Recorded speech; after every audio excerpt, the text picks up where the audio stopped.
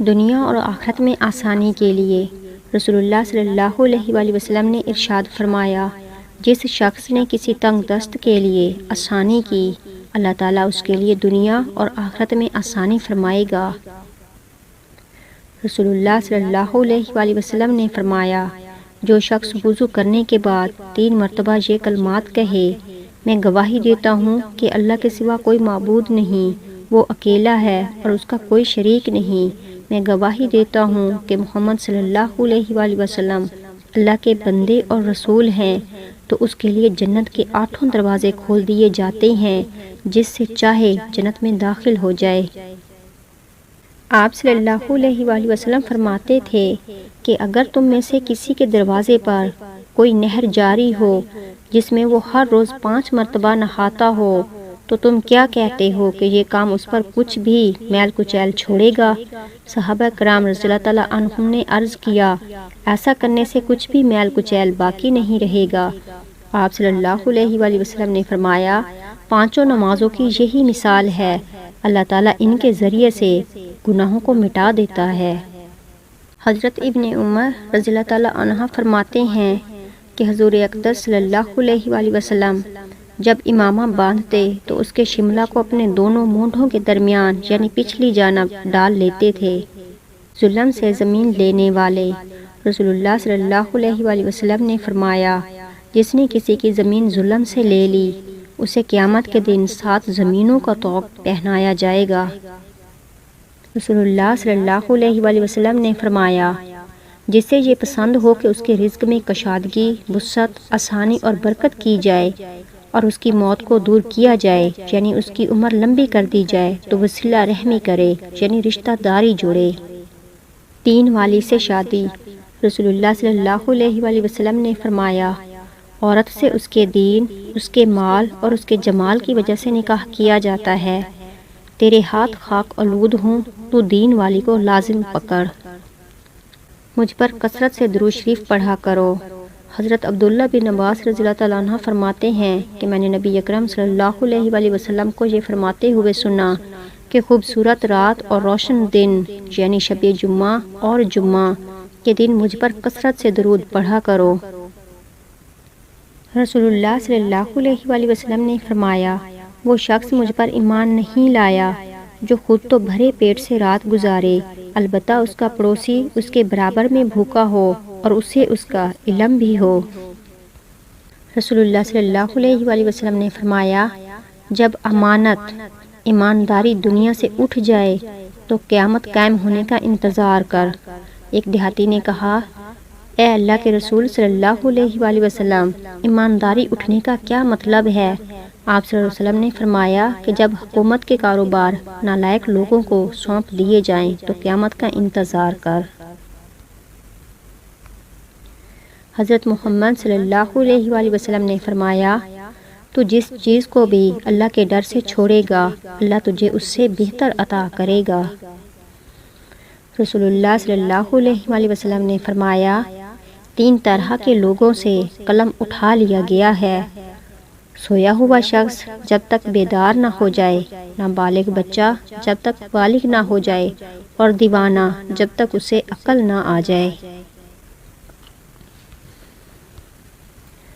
رسول اللہ صلی اللہ علیہ وآلہ وسلم نے فرمایا، حضرت بلال رضی اللہ تعالیٰ عنہ قیامت کے دن مؤذنین کے سردار ہوں گے اور ان کے پیچھے صرف مومن ہی ہوگا۔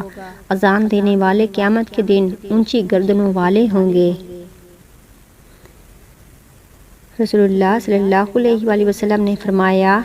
3 آدمیوں کی نماز ان کے سروں سے ایک بالشت بھی بلند نہیں ہوتی، وہ آدمی جو لوگوں کا امام بن جائے حالانکہ وہ اسے ناپسند کرتے ہوں، وہ عورت جس کی رات اس حال میں گزرے کہ اس کا خاوند اس سے ناراض ہو، اور وہ 2 بھائی جو ایک دوسرے سے قطع تعلق کیے ہوئے ہوں۔ رسول اللہ صلی اللہ علیہ وآلہ وسلم نے فرمایا، شادی کرو کیونکہ میں دوسرے انبیاء پر قیامت کے دن تمہاری کثرت پر فخر کروں گا۔ رسول اللہ صلی اللہ علیہ وآلہ وسلم نے فرمایا، جس چیز میں بھی بے حیائی آتی ہے اسے عیبدار کر دیتی ہے، اور جس چیز میں حیا آتی ہے اسے زینت بخشتی ہے۔ رسول اللہ صلی اللہ علیہ وآلہ وسلم نے فرمایا، مبارک ہو اس شخص کو جسے اپنا نامہ اعمال میں زیادہ استغفار ملا۔ رسول اللہ صلی اللہ علیہ وآلہ وسلم نے ارشاد فرمایا، تم مجھے ضعیفوں اور کمزوروں میں تلاش کرو، کیونکہ تم کو رزق اور نصرت ضعیفوں کی برکت سے دی جاتی ہے۔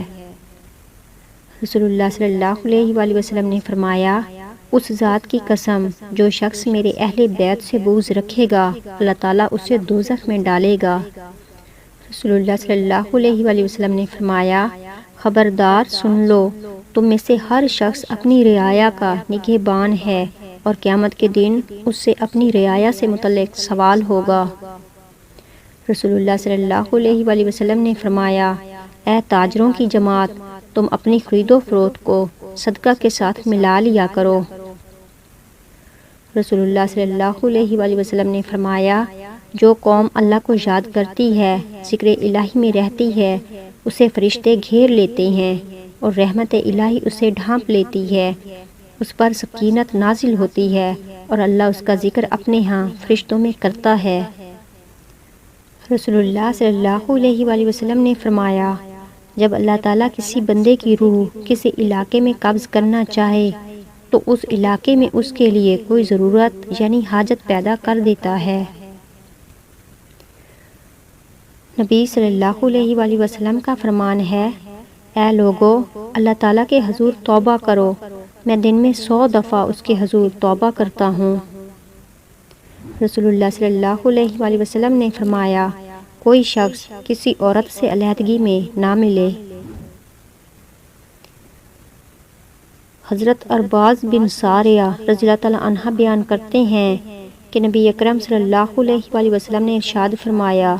میرے بعد وہ شخص زندہ رہے گا، وہ بہت زیادہ اختلافات دیکھے گا، تم پر لازم ہے کہ میری سنت اختیار کرو اور ہدایت یافتہ خلفائے راشدین کی سنت اختیار کرو اور اسے مضبوطی سے تھامے رکھو۔ رسول اللہ صلی اللہ علیہ وآلہ وسلم نے فرمایا، جب اللہ تعالیٰ اپنے بندے پر کوئی نعمت نازل فرماتا ہے اور وہ الحمدللہ کہتا ہے تو اس نے جو دیا وہ اس چیز سے افضل ہے جو اس نے لیا۔ رسول اللہ صلی اللہ علیہ وآلہ وسلم نے فرمایا، ایک مسلمان کا دوسرے مسلمان پر یہ حق ہے کہ جب وہ بیمار ہو جائے تو اس کی عیادت کرے، اور جب وہ فوت ہو جائے تو اس کے جنازے کے ساتھ شریک ہو۔ پے در پہ حج و عمرہ کیا کرو۔ حضرت عبداللہ ابن مسعود رضی اللہ تعالیٰ عنہما سے روایت ہے کہ رسول اللہ صلی اللہ علیہ وآلہ وسلم نے فرمایا، پے در پہ حج و عمرہ کیا کرو، کیونکہ حج و عمرہ دونوں فقر و محتاجی اور گناہوں کو اس طرح دور کر دیتے ہیں جس طرح لوہار کی بھٹی لوہے اور سونے چاندی کا میل کچیل دور کر دیتی ہے، اور حج مبرور کا صلہ اور ثواب تو بس جنت ہی ہے۔